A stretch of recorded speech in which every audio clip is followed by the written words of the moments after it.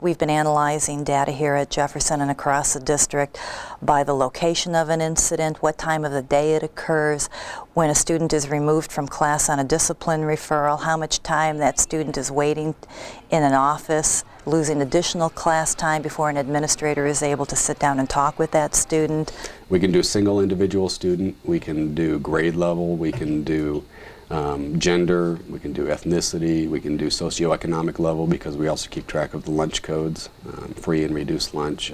We can break it down, talking about the entire student population at Jefferson, or break it down to a specific student as well and look at a pattern there.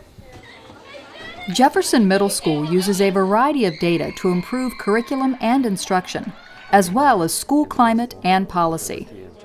Are we being fair and equitable in our treatment of all children? The same types of decisions are being made in terms of behavior consequences. From my bank. Maybe. But you know, I think the challenge of getting the work done within the time period that I gave him, and being able to do that and say, Mrs. Lewis, I finished my work, and I did it. We looked at the data to see which students were receiving discipline referrals, which took them out of the classroom and which prevented them from receiving instructional time. We looked at the data to see which teachers were sending students out a lot.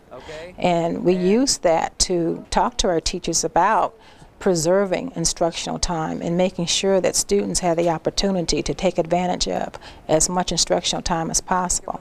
And then if teachers needed extra staff development or professional development, we used that data to see which teachers were having difficulty with certain students.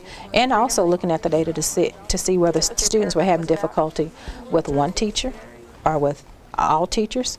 And basically it helped us to determine what our needs were. Jefferson has used data to strategize how to improve school climate and address attendance issues.